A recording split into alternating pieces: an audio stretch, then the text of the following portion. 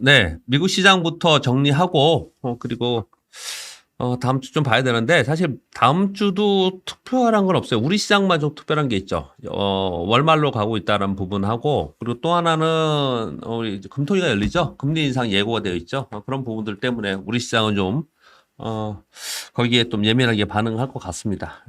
일단 미국 시장부터 살펴보면요.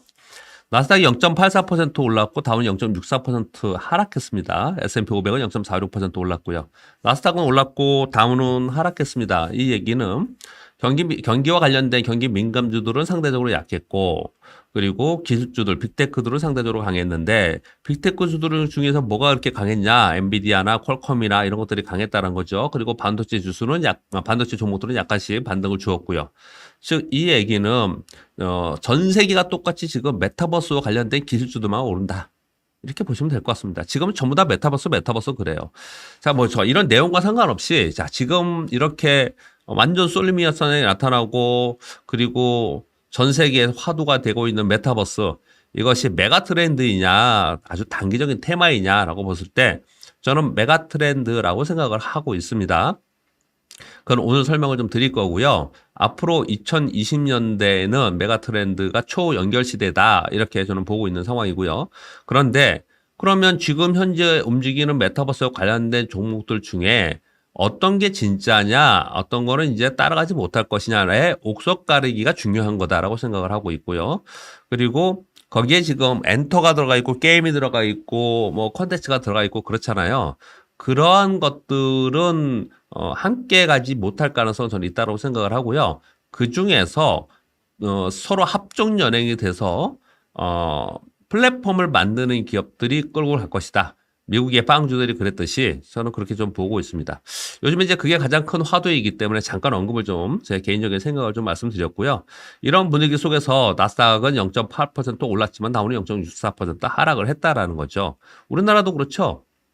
우리나라 코스피는 지금 약하고 코스닥이 상대적으로 강한 모습을 나타내고 있습니다.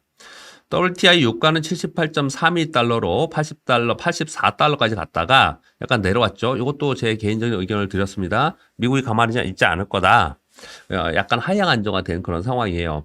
날씨가 추워지면 난방류가 필요하기 때문에 나중에 이제 다시 또 올라가지 않겠냐라는 우려가 분명히 있습니다. 그렇기 때문에 미리미리 미국과 중국이 서로 이것은 협의를 하지 않을까라고 저는 보고서 시장을 대하고 있습니다. 달러인덱스는 95포인트 레벨에서 움직이고 있는데요. 이것은 이제 긴축을 앞두고 있는 상황에서 달러인덱스와 10년 만기 국제 수익률이 올라가는 특징을 보이고 있기 때문에 지금 여기 올라가서 좀처럼 내려오지 않고 있고 그렇기 때문에 원화가 1183원까지 올라가서 내려오지 않고 있습니다. 이게 우리 시장에는 우리 시장이 방향을 틀어서 수세적으로 상승하지 못하는 이유가 되고 있는 것이죠. 위안화는 6.38 위안으로 특별한 움직임이 없고요. 10년 만기 국채 수익률이 1.6% 위에 있다가 6.6% 살짝 아래인 1.586%까지 약간 하향 안정화되어 있습니다. 특징적인 것은 금값이 꽤 올랐어요. 11월 달에 약 3주 동안에 약 5% 이상 금값이 조금 올라오고 있다는 부분, 그리고 필라델피아 반도체 지수가 역사적 신고 지수를 경신했다는 거죠. 필라델피아 반도체 지수가 역사적 신고 지수를 찍었다고 해서 우리나라 반도체가 전반적으로 좋아지는 것은 아니고요. 우리나라는 메모리 반도체 위주로 많이 있고 미국은 시스템 반도체에 있기 때문에 우리나라는 마이크론 테크놀로지와 인텔 이런 쪽이 올랐을 때 특히 마이크론 테크놀로지가 꺾어서 올라가는 모습이 나타나야지만 우리나라의 반도체는 전반적으로 분위기 좋을 것이다. 그러나 전반적으로 제가 최근에 한 3주 동안 말씀드린 부분이 반도체는 저점을 찍으면서 이제 터닝을 이제 시도할 개연성이 상당히 있다. 그 이유에 대해서 설명을 드렸고 오늘도 다시 한번 설명을 드려보도록 하겠습니다. 자, 미국 시장이 전반적으로 보면은 유가가 하락을 했습니다. 달러 인덱스는 상승을 했어요. 국채 수익률은 상승 후에 하락을 했습니다. 그리고 금리 상승한 특징을 가지고 있습니다. 미국의 소매 판매와 산업 생산이 컨센서스보다 좋게 나왔고요. 중국의 소매 판매도 컨센서스보다 좋게 나왔습니다. 그래서 전반적으로 경기에 대한 우려가 상당히 있었는데 뭐 생각보다 괜찮지 않겠냐. 이런 얘기들이 나오면서 이번 주에 그래도 시장이 잘 버텼다. 이렇게 생각을 좀 하고 있고요.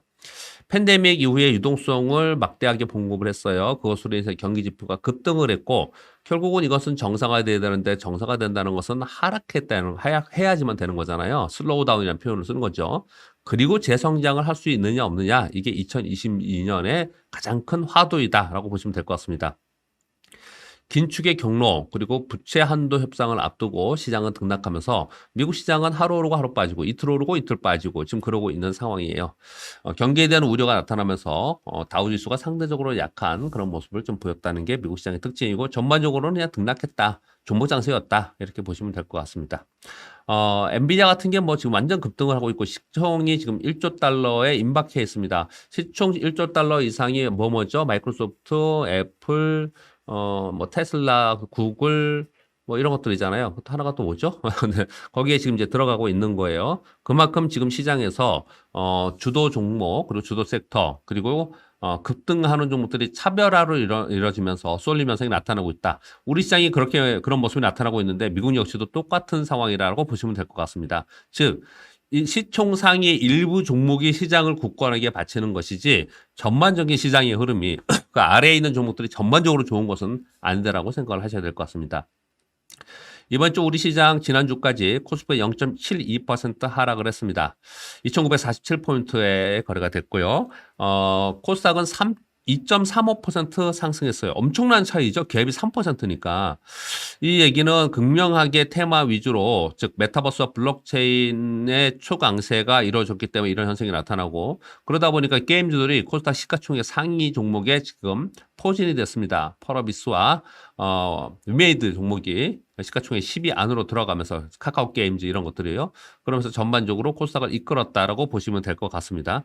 극명하게 메타버스다.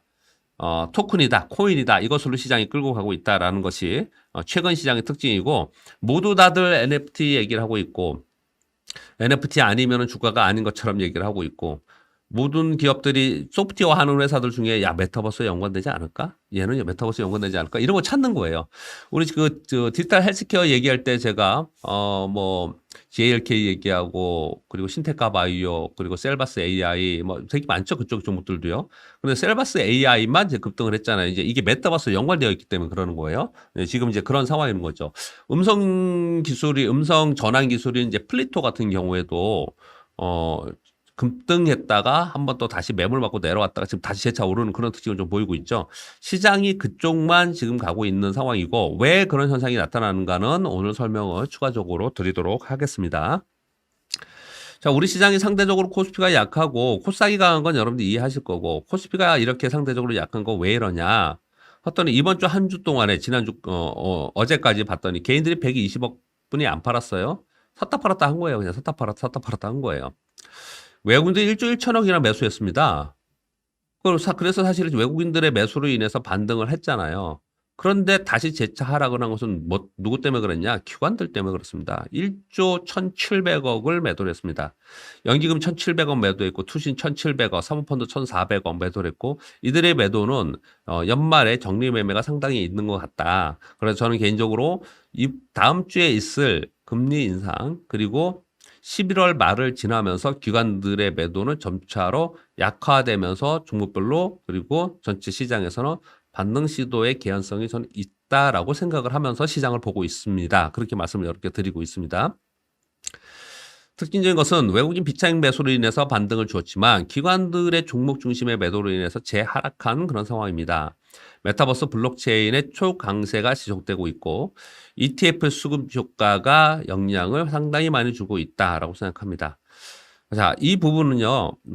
제가 이 방송에 여러분들이 지금 뭐 제 방송 여러분들이 좀 사랑해 주시고 또 좋게 봐주시고 좀 실수가 있다 하더라도 좋게 봐주시고 하는데 뭐 이제 더 뭐 조회수가 늘거나 구독수 수가 늘고 있지는 않잖아요. 그래서 제가 다른 방송에서 많은 데서 안 했고 한 두 군데에서 좀 우리 방송 너무 좀 열심히는 하는데 보시는 분이 좀 작아서 조금 홍보 좀 해달라고 해가지고 했어요. 그랬더니 이제 거기서 혹시 이제 듣고 오신 분들이 이 방송을 만약에 들으신다면 계전 방송을 한번 찾아서 한번 보세요. 제가 이 ETF 얘기를 꽤 많이 했고요.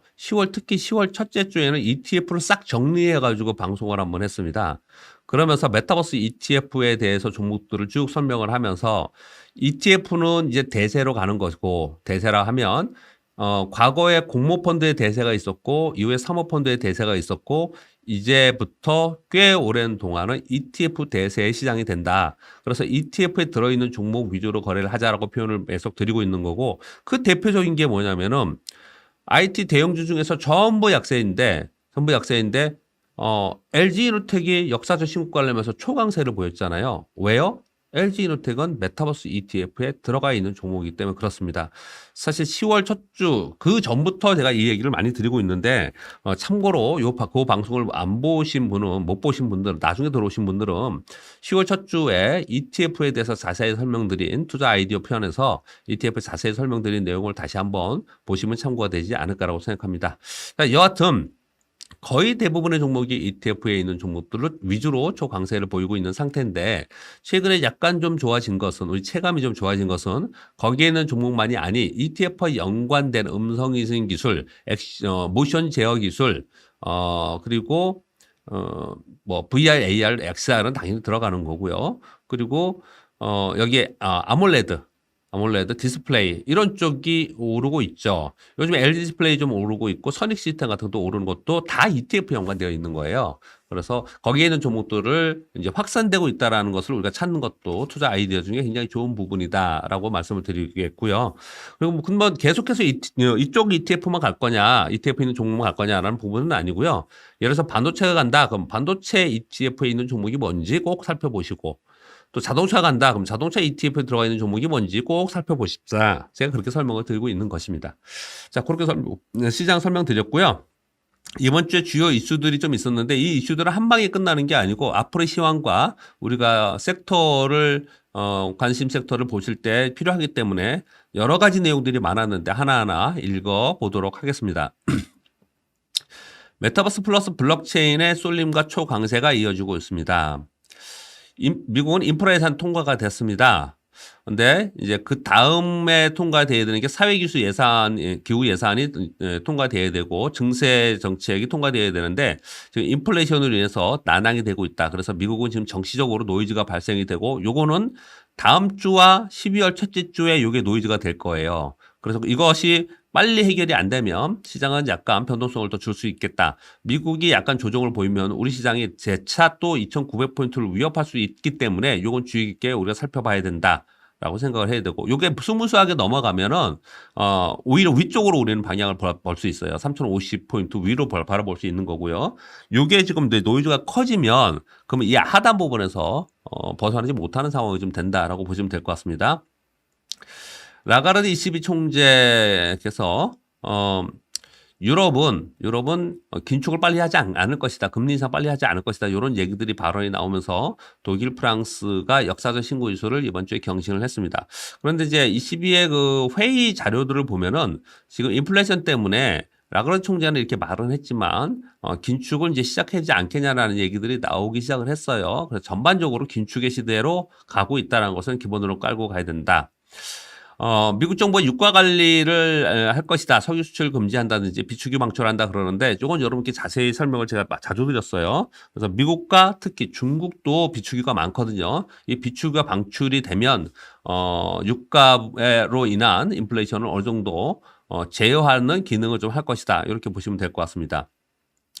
테마형 ETF에 올라탄 개미 이런 표현을 하면서 10월 달에 5,570억의 ETF 순자금 유입이 있었거든요. 11월 둘째 주 동안 2주간 9,914억, 지금 1조가 넘었을 거예요. 이쪽에 막대한 자금이 들어오고 있는데 어디에 많이 들어오고 있느냐? 전기차, 미국의 테크, 메타버스에 집중해서 들어오고 있습니다.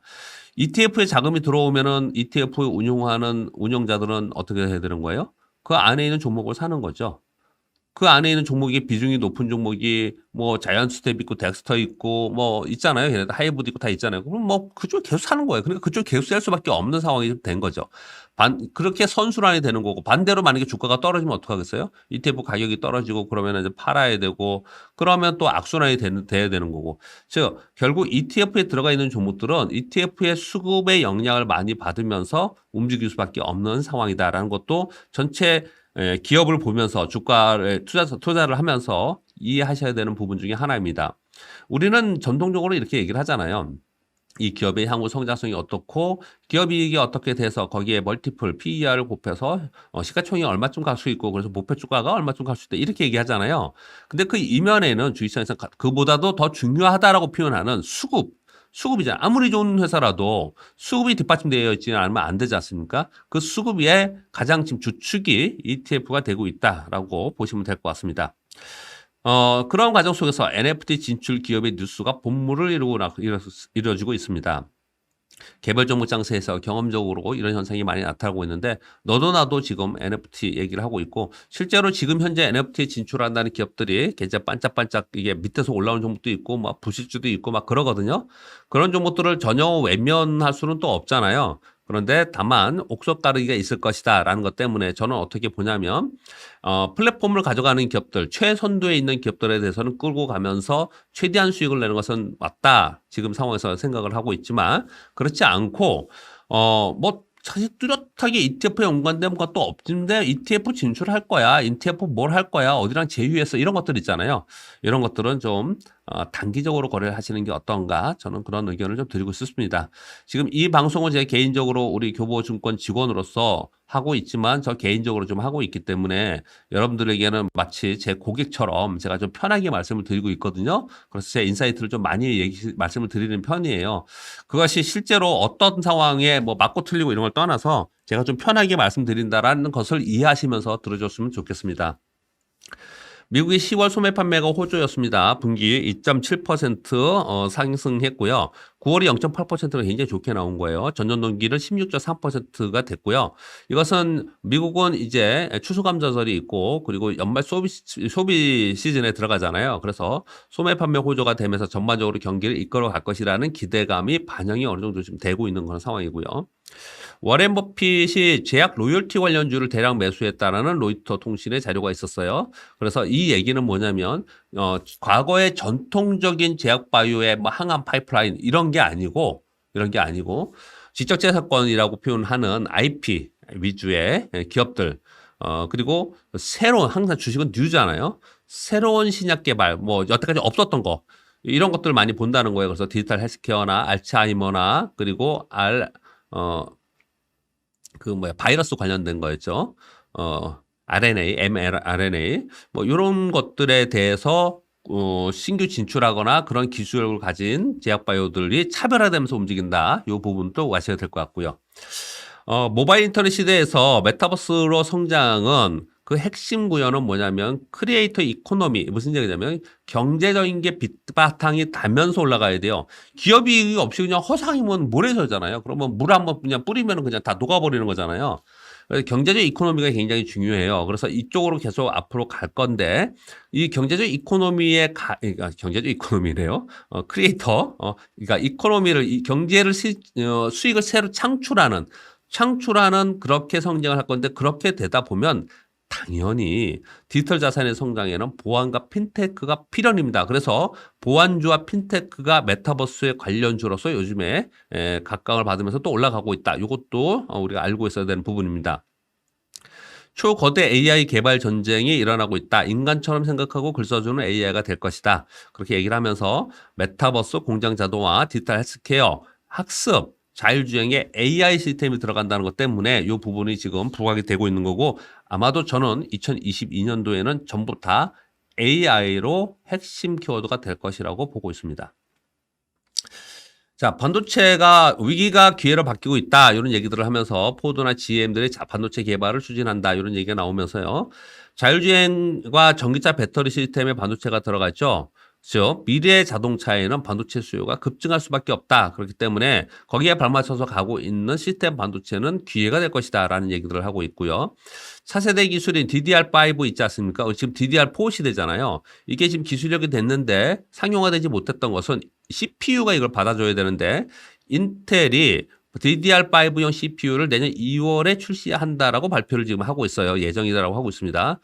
자, 결국은 디램 시장에 새바람이 일으키는데 사실 이 DDR5는 속도가 2배 이상 빠르고 전력이 30% 정도 감소시키는 영향을 주고 있기 때문에 향후에 빅데이터와 AI에 필연적인 것이죠. 그래서 이것으로 인해서 이와 관련된 것들은 내년에 새로운 바람, 기회가 될 것이다라는 뉴스들이 많이 있어요. 여기에 관련된 종목들은 우리가 끝까지 끌고 가야 된다. 저는 그런 생각을 좀 하고 있습니다. SK 하이닉스 중국 공장의 개량 그리고 인텔의 낸드 사업부 인수에 미국의 반대에 무산될 가능성이 있다라는 이런 얘기들이 나오고 있는데 일단 주가에는 크게 영향이 없지만 좀 주의해서 봐야 됩니다. 삼성전자와 SK 하이닉스 미중 간 반도체 굴기의 싸움에서 어떤 일들이 벌어진가는 주가에 상당히 영향을 주기 때문에 향후에 우리가 주시해야 될 뉴스라고 생각하고요. 현대차 그룹이 전기차 충전 사업자들과 에핏 얼라이언스라는 연합을 결성했다라는 뉴스와 함께 전기차 충전 사업의 중소형주들이 좀 강세를 보이는 특징을 보였습니다. 애플이 메타버스 환경에 구축하기 위해서 XR 헤드셋 개발을 착수한다는 뉴스가 나오고 있고요. 삼성은 스마트 글라스들을 투자를 집중한다. 이런 얘기들이 나오고 있거든요. 그래서 여기에 관련된 또 기기 장비, 부품들이 꽤 있죠. 이런 것들도 시장에서 영향을 많이 받을 거라고 생각합니다. 자, 요거는 조금 있다가 다시 한번 말씀을 좀 드릴게요. 제 전체 투자 아이디어 말씀드리면서 다시 한번 말씀드리고요. 지금 시장이 미국 시장 정리 이번 주에 정리드리고 그리고 우리 시장 정리드렸고 주요 이슈가 뭔가를 말씀을 좀 드렸고요. 그리고 다음 주 이슈 말씀드려볼게요. 22일 날 한국의 20일까지의 수출 지표. 우리나라는 지금 경기가 좀 둔화될 거라는 이 근간에는 수출의 증가율 감소하는 게 아니고요. 증가율이 둔화되고 있는 거거든요. 그래서 이게 많이 둔화가 되면 시장은 또 출렁거릴 수 있어요. 그래서 좀 걱정스러운 부분이 될 수 있기 때문에 이 지표 22일 날 잘 봐야 되고요. 그리고 중국의 인민은행의 LPR, 우리나라 기준금리와 같은 LPR 금리 결정이 22일 날 있습니다. 이게 만약에 LPR 금리가 떨어지는 혹시 인하시키는 영향이 있으면은 중국이 움직이기 시작할 거고 그러면 우리는 중국과 관련된 섹터가 움직일 겁니다. 그래서 주의 깊게 봐야 됩니다. 23일 날 미국의 그리고 유럽의 11월 제조업 및 서비스 PMI 발표 있고 PMI가 뭔지는 우리 다 알고 그리고 중요하다는 걸 알고 계실 겁니다. 24일 날 미국의 10월 신규 주택 판매 내구재 주문 그리고 FNC 의사록 발표가 있습니다. 우리나라는 제일 중요한 게 25일 날 있을 한국은행의 금통입니다. 이게 제일 중요합니다. 이번에 금리 인상을 하면 그것을 반영하면서 지금 시중의 국고채 3년물이 지금 1.8 거의 2%까지 올라갔다가 요즘에 거기 주춤하고 있죠. 이미 반영을 했어요. 그래서 저는 개인적으로 금리 인상을 그냥 어차피 한 김에 이번에 했으면 좋겠어요. 이미 반영을 했으니 시중금리는 그리고 시장도 반영을 했으니 금리 인상 해버리면 그러면 빨리 어차피 요번에 안 하고 다음에 할 거야 이러면 시장은 계속 못 오르거든요. 그래서 금리 인상 하고 그것을 이미 반영했다 그러면서 저점으로부터 반등하는 그런 그림이 그려지면 좋겠다 이런 생각을 좀 가지고 있고요. 그리고 25일 날 미국의 추수감사절이고 26일 날 블랙 프라이데이에서 미국이 조기 휴장합니다. 미국은 지금 11월 초 강세 후에 테이퍼링과 부채 한도, 연준의 스탠스 요것으로 인해서 약간 하루 오르고 하루 빠지고 뭐 이틀 오르고 이틀 빠지는 이런 관망의 분위기가 지금 있는 상황이고요.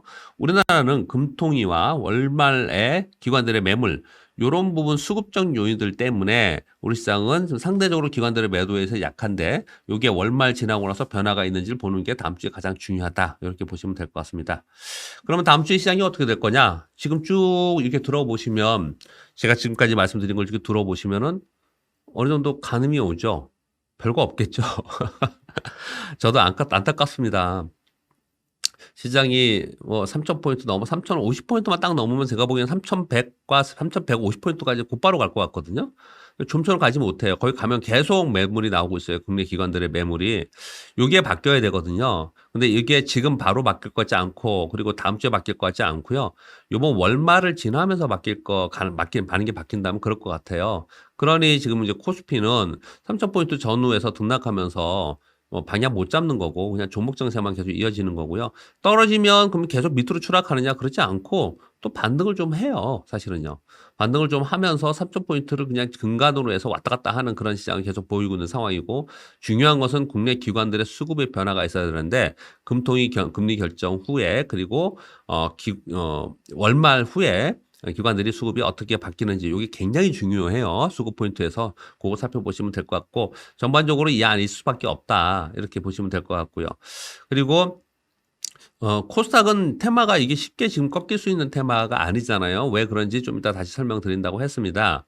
쉽게 꺾일 수 있는 테마가 아니기 때문에 코스피 대비 상대적으로 강하고 그렇게 연중 고점을 전 돌파할 것이다. 연중 신고가 낼 가능성이 상당히 높다라고 저는 생각을 하고 있습니다.